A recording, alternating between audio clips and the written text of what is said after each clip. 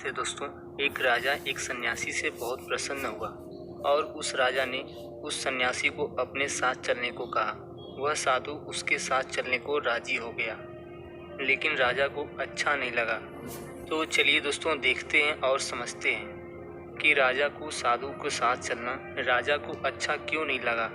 एक बार एक राजा एक साधु से बहुत प्रभावित हुआ। यह घटना जापान की है। जब भी सम्राट अपने घोड़े को लेकर राज्य का चक्कर लगाने के लिए निकलता, वह उस साधु को रोज देखता। वह साधु एक पेड़ के नीचे बैठा रहता था। वह अपने मस्ती में मस्त रहता था। वह कभी बांसुरी बजाता और कभी नाचता, कभी कोई गीत गुनगुनाता, कभी चुपचाप बैठा रहता और आकाश के तारों को देखता रहता। सम्राट जब भी उसके पास से अपने घोड़े पर सवार होकर निकलता, तो वहाँ पर वो एक बार जरूर रुक जाता।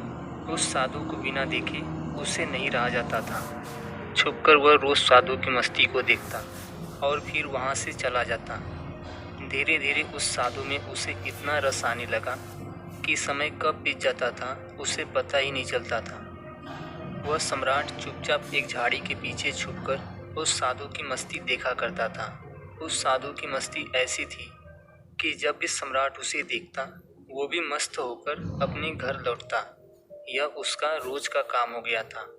एक दिन वह सम्राट इतना भाव विभोर हो गया कि वह जाकर साधु के चरणों में गिर गया और उसने कहा, महाराज, और अब मैं आपको यहाँ नहीं रहने दूंगा। वर्षा करीब आ रही है। इस बारिश में आप पेड़ के नीचे कैसे रहोगे? उस राजा ने कहा, मेरे साथ चलो और मुझे सेवा का अवसर दो। यह सुनते ही वह साधु उठकर खड़ा हो गया। उसने अपने झोले उठा लिए और कहा, चलो। ये देखकर सम्राट को बड़ा सदमा लगा।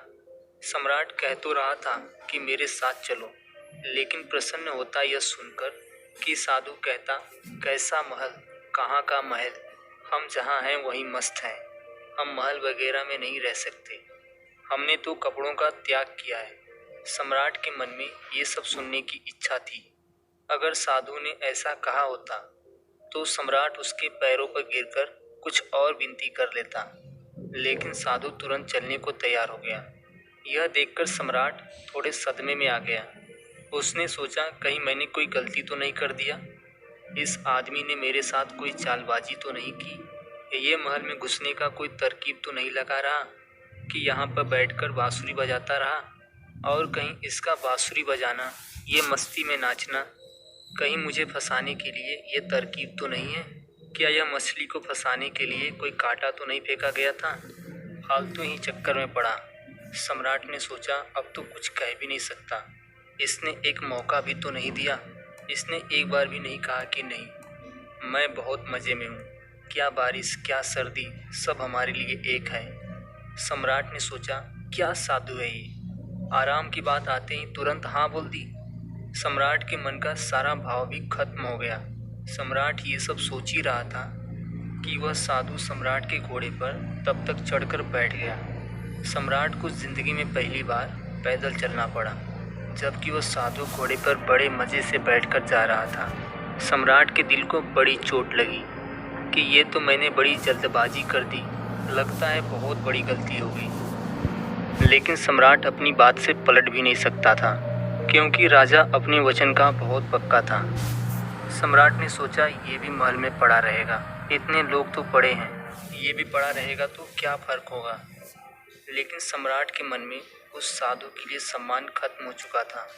साधु तो महल में जाकर रहने लगा, पर सम्राट को दिन प्रतिदिन कष्ट बढ़ने लगा, क्योंकि साधु वैसे ही मस्ती में रहता था। जब यही साधु उस वृक्ष के नीचे मस्त रहता था, तो सम्राट के मन में उसके लिए आदर पैदा हो गया था। ये कैसा गजब का त्यागी है। साधु तो पेड़ के नीचे भी बांसुरी बजाता था और महल में भी आकर भी वो बांसुरी ही बजाता था, लेकिन अब वो मखमल के गद्दों पर बैठकर बांसुरी बजाता था।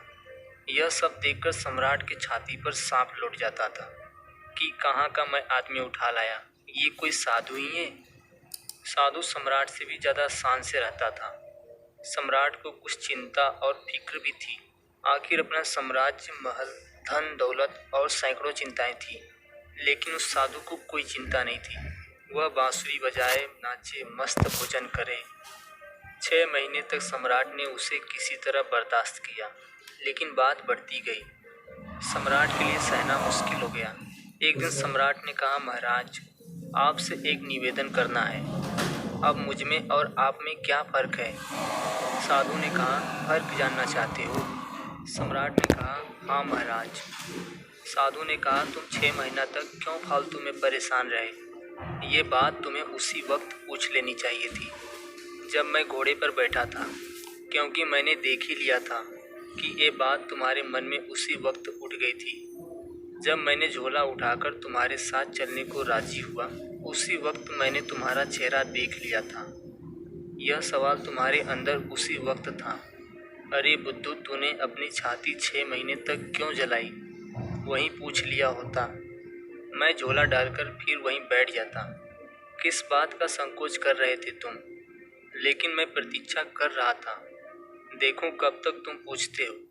तो चलो, कल सुबह तुम्हें फ़र्क बता ही देता हूँ, लेकिन हाँ, गांव के बाहर बताऊंगा। सुबह सम्राट जल्दी उठा। वह उत्सुक था जानने के लिए क्या फ़र्क है। सम्राट ने सोचा, क्या फ़र्क हो सकता है? मुझे तो कुछ भी फ़र्क नहीं लगता। खाना जो मैं खाता हूँ वही वो खाता है, और मुझसे भी ज़्यादा मांगे करता है। ये लाओ, वो लाओ। मैं जिस कमरे में रहता हूँ वो उससे भी ज़्यादा सुंदर कमरे में रहता है। मेरा 2-3 नौकरों के साथ काम चल जाता है।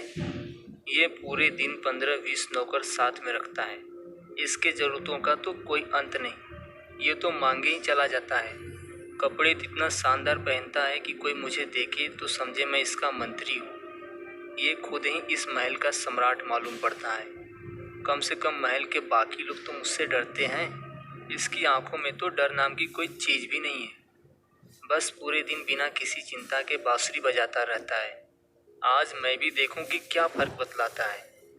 सम्राट सुबह सुबह साधु के कमरे में पहुंच गया। वहां जाकर देखा तो साधु ने वही पुराने कपड़े पहने थे जो उस पेड़ के नीचे बैठकर पहनता था। उसी झोले को अपने एक हाथ में उठाकर रखा था और दूसरे हाथ में बांसुरी लिए तैयार खड़ा हुआ था। सम्राट ने कहा, चलिए महाराज। दोनों महल के बाहर निकल आए। चलते चलते गांव की नदी पार हो गई। कुछ देर बाद वे गांव के बाहर आ गए।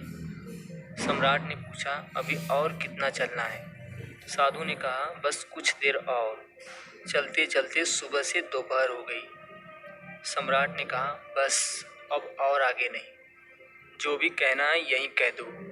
साधु ने कहा, मैं आगे चलता हूँ, तुम चलते हो कि नहीं? सम्राट ने कहा कि मैं कैसे चल सकता हूँ? मेरा महल, मेरी बीवी, मेरे बच्चे, मेरा धन दौलत सब कुछ जुड़े हुए हैं मुझसे। मैं तुम्हारी तरह फकीर थोड़ी ना हूँ कि जिसे किसी प्रकार की चिंता नहीं है। साधु ने कहा, बस तुम्हारे और मेरे में यही फर्क है। मैं कहीं भी जा सकता हूँ, तुम नहीं जा सकते। मैं हर परिस्थिति में खुश रह सकता हूँ, लेकिन तुम नहीं रह सकते। जब मैं उस पेड़ के नीचे था तब भी मस्त रहता था, और मैं अपनी ज़िंदगी के एक एक पल को जीता था। और जब तुम्हारे महल में चला गया, और वहाँ भी मैंने अपने जीवन के एक एक पल को खुशी और मस्ती में जिया। अब मैं कहीं और चला जाऊँगा तब भी मैं ऐसे ही जीऊँगा। हम जहाँ जिस वक्त रहते हैं पूरे तरीके से वहीं रहते हैं। हम ना बीते हुए कल के बारे में सोचकर पश्चाताप करते हैं, और ना ही भविष्य की चिंता करके अपने वर्तमान को खराब करते हैं। हम तो बस आज में जीते हैं, क्योंकि हम समझ चुके हैं कि जीवन सिर्फ आज में है, अभी इसी पल को जीने में है। बस यही छोटा सा फर्क है तुझमें और मुझ में, कि तुम्हें परिस्थितियाँ जलाती हैं और हम परिस्थितियों को जलाते हैं। तुम खुश रहो या दुखी रहो, यह आसपास की घटनाओं पर निर्भर नहीं करता है, लेकिन हमारे लिए ये घटना जिंदगी के सफ़र का एक हिस्सा मात्र है। अचानक उस सम्राट को महसूस हुआ कि अरे, मैंने ये क्या कर दिया। इतने अद्भुत आदमी को गवा दिया। 6 महीने इसके साथ एक सत्संग भी नहीं कर पाया। सत्संग करता क्या खाक। मेरे मन में तो सिर्फ यही चल रहा था, ये तो एकदम साधारण आदमी निकला, खोटा सिक्का निकला जिसके ऊपर सोने की पालिश की हुई थी, लेकिन अंदर से मिट्टी निकला। तुरंत ही सम्राट साधु के पैरों पर गिर पड़ा और बोला, नहीं महाराज, और आगे नहीं जाने दूंगा। साधु ने कहा, देख, मुझे कोई परेशानी नहीं है। ये रहा तेरा घोड़ा, मैं फिर इसी से महल चला जाऊंगा, लेकिन फिर तुझे परेशानी होगी। ऐसा सुनते ही सम्राट के मन में फिर वही विचार आया, अरे ये तो साधु फिर आसानी से मान गया। साधु ने सम्राट के चेहरे की तरफ बहुत ध्यान से देखा और फिर बोला, लेकिन नहीं, मैं नहीं आऊँगा, क्योंकि तू फिर नहीं सुधरेगा, फिर तुझे परेशानी होगी और फिर से तू चिंता में पड़ जाएगा। हमारा क्या, हम तो सन्यासी हैं, हमारे लिए महल या जंगल सब एक जैसे हैं, हमें कोई समस्या नहीं है, क्योंकि जिसे समस्या है वो सन्यासी नहीं। मेरी बांसुरी जैसे महल में बजती थी वैसे जंगल में भी बजेगी और बजती ही रहेगी। यह कहकर वह साधु वहां से चल देता है और सम्राट वहीं खड़ा खड़ा साधु को जाता हुआ देखता रहता है। दोस्तों, अगर हम भी अपने जीवन को देखें तो हमें हमारी परिस्थितियां चला रही हैं। असलियत में देखा जाए तो एक इंसान अपनी परिस्थितियों का गुलाम होता है। अगर परिस्थितियां अच्छी चल रही हैं तो वह बहुत खुश रहेगा, लेकिन समय जैसे ही बदलता है आदमी दुखी होता चला जाता है। लेकिन कभी क्या आपने विचार किया कि जीवन सिर्फ परिस्थितियों पर ही निर्भर रहता है? क्या एक आदमी अपनी परिस्थितियों से ऊपर उठकर एक नए जीवन को देख सकता है, अपने स्वरूप को पहचान सकता है? जरा इस बारे में आप जरूर सोचना। आखिर में आप पाओगे तुम भी अपनी परिस्थितियों से बाहर निकलकर एक नए स्वरूप को, एक नए जीवन को देखना तो चाहते हो, लेकिन तुम्हारी परिस्थितियां तुम्हें बार बार खींच लेती हैं। आप एक तरह से परिस्थितियों का गुलाम हो चुके हैं। तो कोई तो ऐसा रास्ता होगा जो हमें उन परिस्थितियों से बाहर निकालकर एक परमानंद वाले जीवन से मिला दे। ऐसा कौन सा तरीका है? खुद से चिंतन करना, सोचना। चिंतन करने से ही आपको रास्ता मिलता है। दोस्तों, ये कहानी यहीं समाप्त होती है। तो दोस्तों, आपको ये कहानी कैसी लगी कमेंट सेक्शन में ज़रूर बताना, और ये भी बताना कि आप इस कहानी से क्या समझे, और अच्छी लगी हो तो इस चैनल को ज़रूर सब्सक्राइब कर देना।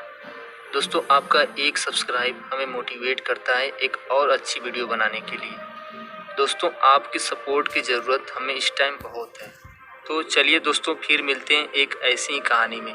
आपका स्वास्थ्य अच्छा रहे। धन्यवाद।